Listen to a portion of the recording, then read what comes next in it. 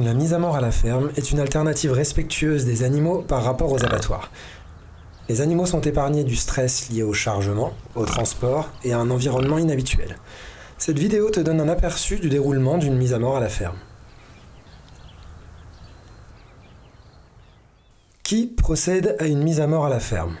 En tant qu'agricultrice ou agriculteur, tu peux suivre un cours et mettre à mort toi-même les animaux sur ta ferme. Il existe également des entreprises de services spécialisées dans la mise à mort à la ferme. Elles aident à la planification, apportent la majeure partie de l'infrastructure et procèdent à la mise à mort. En outre, des bouchères et bouchers proposent des mises à mort à la ferme. Ils apportent une partie de l'équipement, tandis que la ferme s'occupe de la procédure d'autorisation et du transport.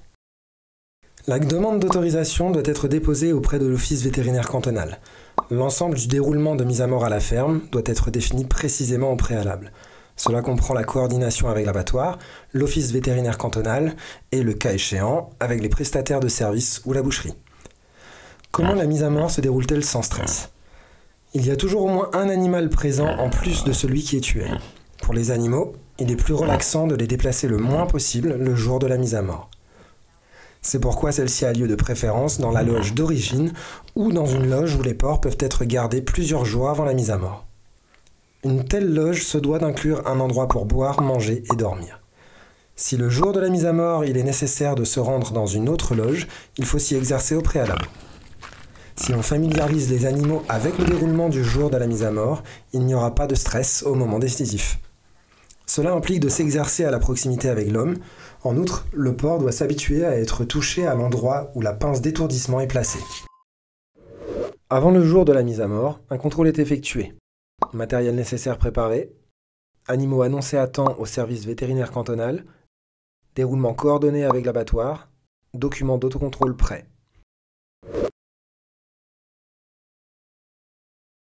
Le jour de la mise à mort, l'ensemble du processus doit être aussi calme que possible.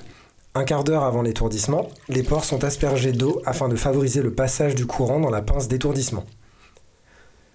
Pour maintenir les porcs sur place, on peut les occuper avec de petits aliments tels que des balles de céréales ou des miettes de pain. L'étourdissement à l'aide de la pince d'étourdissement est appris pendant la formation ou réalisé par le prestataire de service ou le boucher ou la bouchère. Le succès de l'étourdissement est contrôlé à l'aide de caractéristiques prédéfinies, notamment l'absence d'émission de vocalisation, l'absence de mouvement dirigé et l'absence de mouvement respiratoire. Après l'étourdissement, le porc est soulevé par l'une de ses pattes arrière. L'effet de l'étourdissement diminue progressivement et l'animal doit être saigné alors qu'il est encore étourdi. C'est pourquoi la piqûre de saignée dans la poitrine est effectuée le plus rapidement possible. L'animal meurt de la perte de sang, ce qui se voit à la dilatation maximale de la pupille. La carcasse est chargée sur une remorque adaptée, par exemple recouverte d'une bâche étanche de qualité alimentaire. Il ne doit pas s'écouler plus de 90 minutes entre la saignée et l'éviscération dans le local d'abattage.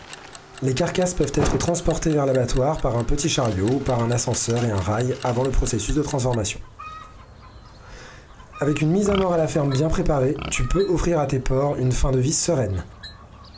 Si cela t'intéresse d'organiser toi-même une mise à mort à la ferme sur ton exploitation, tu trouveras des informations détaillées dans notre fiche d'information.